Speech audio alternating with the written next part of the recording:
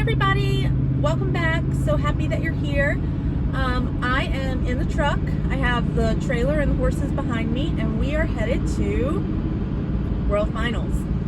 If you've been watching these videos for a while or following my rambling for a while, you know that this was a big goal of ours to qualify for World Finals, and we did, and we are headed there now. I actually have my cat in the back seat, which you probably can't see her, but she's back there. She's making the road trip with us. So we have a long ride ahead of us, and I figured it would just be a good little opportunity to do a quick little video. I wanted to talk about a couple of things. First, this is World Finals from last season's qualification. So qualifying for this was a goal I set for myself over 2 years ago, and I think it's just important to mention that because what we are trying to accomplish in life, or great things that we're trying to accomplish, or things that are out of the ordinary or extraordinary, they take time. So you have to have a lot of foresight. Like, you have to be able to really think down the road and be like, all right, where do I want to be a year from now, 2 years from now, 5 years from now? So put some thought into your future, and when you decide what you want your long-term goals to be, whittle those down to things that you can do that day, that week, to get you there. Other thing I wanted to quickly say is that I have not just one, but 2 horses in the trailer today. And again, if you've watched my videos before, you know that I have 2 horses, but one has been hurt all season. She's been off for kind of, I don't want to say like a mystery ladenness, because the vet was pretty confident that she knew what the issue was and what was going on, but it wasn't a simple fix issue, if that makes sense. It took a lot of trial and error, as it often does with these kind of things, to really pinpoint how to start making the horse feel better. But it took months, but eventually we did get to a point where she started to look a little more like herself, and she started to move a little bit more like herself.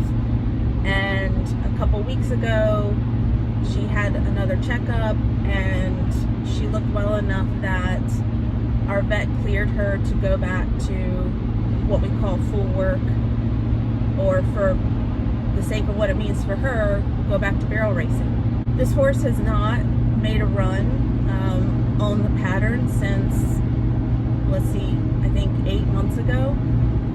The only thing she's been allowed to do is like conditioning type work while she's healing up. So up until a couple weeks ago, she had not done anything that would be considered training or preparation work for the barrel pattern, other than just doing what we could do to try to keep her in shape. So when I got the clearance from the vet a couple weeks ago to like put her back into full work, there was a part of me that was like, could she make the trip and make a run at World Finals? And I thought that was pretty aggressive, just because she's been off, for so long. And I almost didn't even try. I almost was like, you know what, like, the season's over. This was just chalked up to a season of healing for her, and you know what, we're gonna just get back to it next year. Then I really took a step back, and I was like, okay, are you hesitant to take her because you don't think she's been trained and prepared, and is that why you're hesitant to take her? Or are you hesitant to take her because you're scared? Like, you're scared that she's gonna trip, you might fall off, you're scared that she might fall on you, all that. Are you really worried about the well-being of the horse, or are you really worried about your own fears and your well-being? And I gave that some thought, and that was was, I think, what was holding me back, is I just was a little scared to make a run on her. So I made the decision that you got to, step out of your comfort zone, and you have to do things that are scary if you want to achieve something extraordinary, right? Greatness, great things, accomplishments, achieving new heights and new plateaus and new chapters in our life that never happens when we don't step out of what is easy to us or what we think is comfortable. If you're not a little scared, you're probably not pushing yourself as hard as you need to. All that being said, there was a nearby jackpot last weekend, and I talked again to my farrier, I talked again to my vet, and I was like, hey, from the horse's standpoint, do you think this is safe, and do you think this is okay? And they said yes. So I said, okay, then I'm taking her to this jackpot. We're going to make a cruise through, and if she still looks like she's feeling fine afterwards, then she's headed to World Finals. We went to this local jackpot, and my big goal for the day was simply to conquer that fear. I knew I was going to naturally want to be tentative. I knew I was going to naturally want to not push her all the way because I was scared. And my goal, my only goal, my one goal was to push her through that barrel pattern, even though I was afraid that we were going to fall, or I was going to fall off, or whatever. And that is what we did. And guys, the run was beautiful. Like, she has not made a barrel pattern run in 8 months, and this horse placed in our division, won money, beat my other horse that I've been running on all season. I mean, she just did fantastic, and she felt fantastic, and the turns felt fantastic, and no tripping issues, nothing like that. She kept her shoes on, didn't pull her shoes off. And I just came out of the arena, and I just had, like, the happy tears in your eyes, because I just was so excited. One, that she's back healthy and back being able to compete. Two, that I didn't let my own nerves or fear or anxiety hold us back from going out there and just doing it and seeing what we were made of. And then lo and behold, we did great, and I couldn't have asked for anything better. So she is headed down to World Finals with us. I have both horses in the trailer. I'm hoping that we have more good runs in our future. This situation or this issue is certainly not behind us 100%. We're not out of the woods. We still got a lot of tweaks to do to wean her out of these corrective shoes, and I'm a very realistic person, and I know that we still have some uncertainty in the future, but for right now, she is looking good, feeling good, and she just ran her personal best time in the last arena we were at.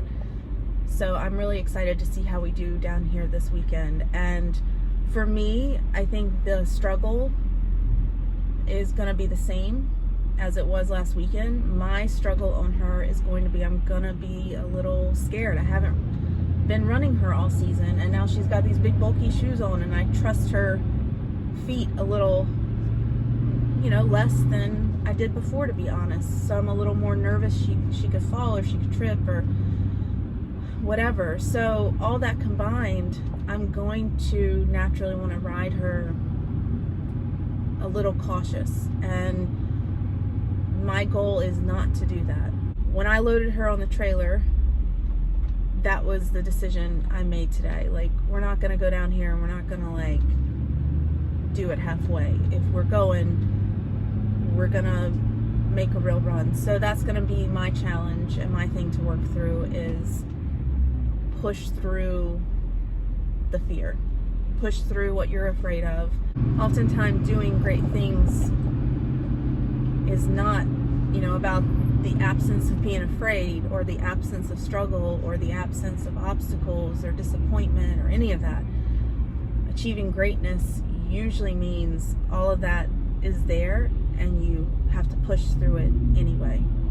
The other last little quick thing I want to mention, because I think it's very applicable to what I've been going through this year with this one horse, is when you feel like you're struggling to figure out